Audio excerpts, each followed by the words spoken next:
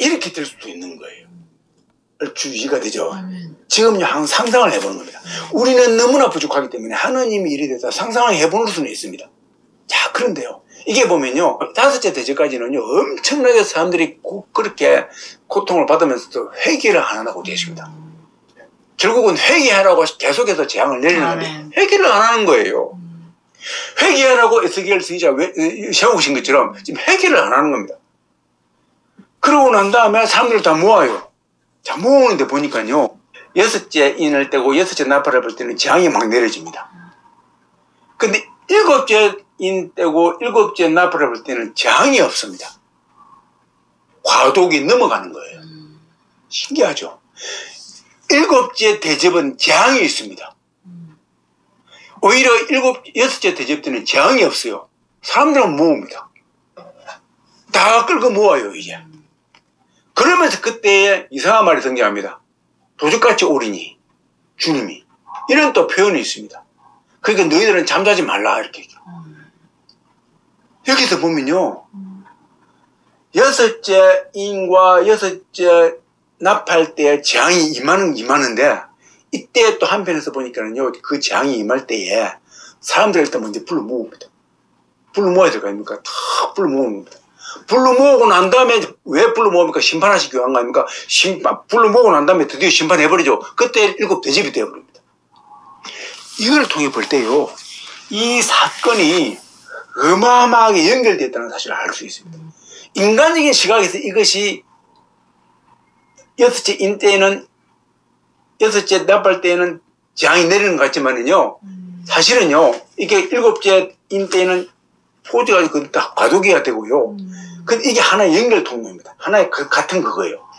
그러다 보니까는요, 제가 무슨 말 하냐면요, 우리가 이쯤 해가지고요, 어떤 사람은 환란 전 휴거, 어떤 사람은 환란 중의 휴거, 어떤 사람은 환란 후의 휴거도 있지 않습니까?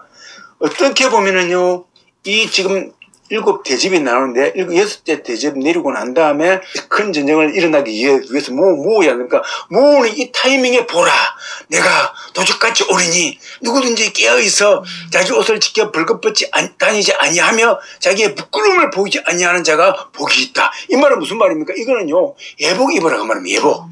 이 예복이 자기의 부끄러움을 보이는 자가 누구냐면요, 자기 집에 가는데 예복이 없는 겁니다.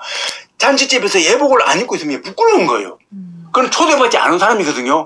예수님 말씀에 나오지 않습니까? 마태복음에 나옵니다. 초대받지 않는 자가 예복을 안 입고 있으면 부끄러운 거예요. 초대받지 않는 자다, 그 말입니다. 이 예복 입으라, 그 말입니다. 이 말이 무슨 말입니까? 지금 그러면요, 이때에 내가 도적같이 오리니 하니까 이때에 주님 오실 수 있다, 그 말입니다. 예를 들어서 믿는 사람들한테는요, 이걸 가지고 휴거로 볼 수도 있죠. 그러면은 뭡니까? 환란 중간에 올 수 있다는 거죠. 이것일 수 있고, 또 이것이 이만큼 이때 환란이 이만큼 이렇게 무섭다, 중요하다. 그러니까는 너희들이 어떻게 해야 되느냐? 예수님이 옷으로 예복을 입어야 될 거 아니냐? 이런 관점에서 말했을 수도 있다고 말입니다. 그렇기 때문에 환란 지낼 수도 있고, 환란 중간에 올 수도 있고, 라는 사실이죠. 사실은 환란에다 그랬지만, 사실은 첫째인, 둘째인, 또 첫째 대집이 아니고, 마지막 6째 대집자 아닙니까? 그러니까 거의 다 통과한 거예요. 그렇게 보니까 환란 중간 아니면 거의 다 통과한 시점일 수도 있고, 아니면 그전일 수도 있는 거예요. 그러니까 우리는요, 이걸 가지고 전이냐, 중이냐, 후냐라고 따지는 것은 상당히 어리석은 거죠. 그죠? 다만, 이렇게 주님이 오시겠다, 라는 사실이에요. 오늘 제가요, 2가지로 말했습니다. 조금 전에 말했던 거예요. 우리가 왜 예수님의 복음으로 말미암아서 예복을 입어야 되는지를 말했고요. 그 다음에 이 타이밍이 언제인가를 말했고요. 그 다음에 인과 나팔과 대접의 상관관계를 말했습니다. 그렇지 않습니까? 그 다음에 아까 나팔을 말했지 않습니까? 나팔을 외치는 거죠. 나팔인데 이 나팔이 마지막에도 등장하는 겁니다. 결국은 하나님을 따르는 자들은요, 사무엘처럼 입이 열려 있어야 되고, 무슨 입이 열려 있는다고요? 피를 부는 게 아니라 나팔을 부는 나팔수로서의 입이 열려 있어야 된다, 그 말이에요. 그렇죠. 그래서요, 내가 유식해가지고 멋있는 말을 하든지 무식해서 멋있는 말을 못하든지, 이 파수꾼의 특징은 뭡니까? 그렇습니다. 인간들을 향하여서요, 나오듯이 회개하라, 주님이 곧 오신다. 아멘. 너희들의 죄를 회개하라. 아멘. 라고 외치는 거예요. 아멘. 이게 나팔이에요. 나팔. 아멘. 지금 이리가 오고 있다. 이리가 오고 해서 지금 양들을 다 잡아먹게 생겼다. 너는 이리한테 잡아먹히게 생겼다. 그러니까 회개하라. 그 말이에요.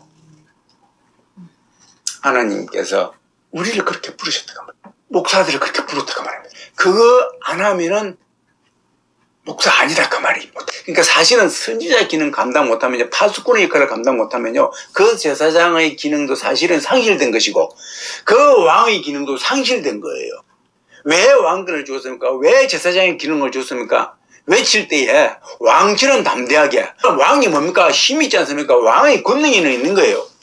왕처럼 너가 힘을 가지고 외치라 그 말입니다. 아멘. 제사장 너가 하나님과 인간의 역할을 이어주는 가교 역할을 하는 자이다. 엄청난 자이다. 그 말이에요. 그래서 이 에스겔한테 아무것도 아닌 에스겔인데 에스겔이 무서워하니까요. 무서워하지 말라 그럼. 이사야도 마찬가지입니다. 에레미야도 마찬가지입니다. 네가 나무를 뽑아서 산을 뽑아서 들을 것이라고 이야기를 하시는 겁니다. 아멘. 무서워하지 말라 그 말이에요. 무서워하지 말라. 에스겔에게 용기를 주시는 겁니다. 하나님께서. 그것이 뭡니까? 내게 내가 왕권을 줬다 그 말입니다. 내가 내게 제사장의 권능을 줬다 그 말입니다. 아멘. 그러니까 담대하게 외치라 그 말이죠. 아멘. 그거예요. 오늘 우리가요 하나님을 믿는다 아니면 하나님을 믿는 종이다 라는 소리를 들을 때 그 사람이 지금 무슨 역할을 감당하고 있는 걸 봐야 된다 그 말입니다. 그러면서 계시록에 보니까 이런 무슨 말들이 나오는 거예요. 그러니까 이 말씀을 우리가 외쳐야 된다 그 말이 되겠죠. 그 말씀을 외쳐야 되는 겁니다. 이 말씀을 전달해 줘야 되는 겁니다. 왜요? 들을 끼는 자는 들었거든요. 말을 안 하면 안 듣는 겁니다. 성경을 잘 안 읽어요. 어떻게 읽습니까? 자, 살기도 바쁜데요.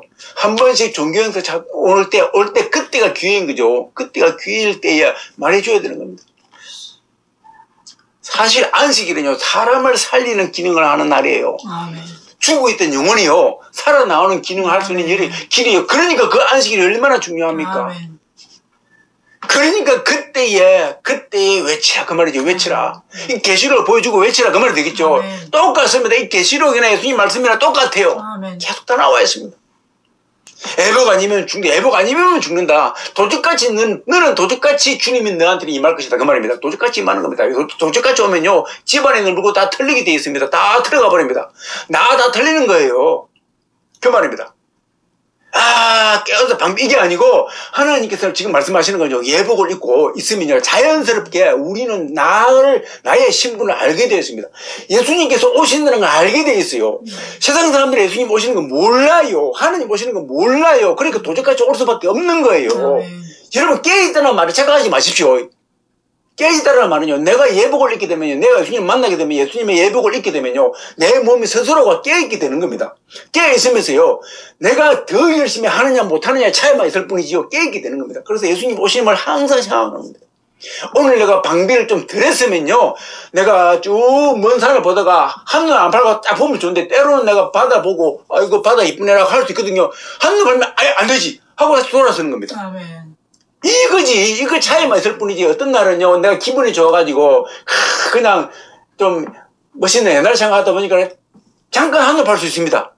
그렇지만 다시 원상 회복되지 않습니까? 이거예요.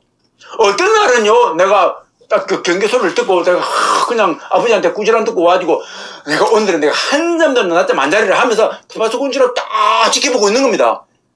그죠? 그때는 어디 뿌듯하지 않습니까? 경계를 잘했기 때문에. 이런 날도 있는 것이고, 그런 거요. 문제는 뭡니까? 그렇습니다. 내가 파수꾼의 예복을 입고 나팔을 가지고 있느냐 없느냐. 저와 여러분들이 그러한 사실을 아시고 인생을 경주에 나아가시기를 주님을 축원드립니다. 그래서 우리가요 정말로 이제 때가 다 되었다. 때가 되는 이 와중에 하나님께서 우리에게 원하시는 이 사명을 감당하시는 저와 여러분 되시기를 주님을 축원드립니다. 기도하겠습니다. 아버지 하나님 감사합니다. 하나님 말씀의 아버지 안에 이렇게 나와 있습니다. 내가 너무나 부족하여서 아버지 하나님 말씀을 대신하여서 온전히 전달할 수가 없습니다. 아버지 하나님 이것이 나의 불찰이고 이것이 나의 과오이고 이것이 나의 아버지 어리석음입니다. 나팔이 아버지 하나님이 휘황찬란하지 않습니다. 나팔 정도밖에 안 되는 나팔을 울리고 있습니다. 아버지 하나님이시여. 그럼에도 불구하고 나팔을 울렸사오니 아버지 하나님 무적한 자에게 하나님께서 은혜를 더하셨어. 아버지 하나님 이 메시지를 듣는 자들이 아버지 하나님 경각심을 가지고도 아버지 회개할 수 있는 역사가 이게 여주시기를 기도합나이다. 그래서 천국을 소유하게 되고 아버지 하나님 지혜로운 자들이 결국은 될 수 있도록 하나님 역사하여 주시기를 기도합나이다. 감사할 때 귀하신 예수님 이름으로 축복하기도 합나이다. 아멘.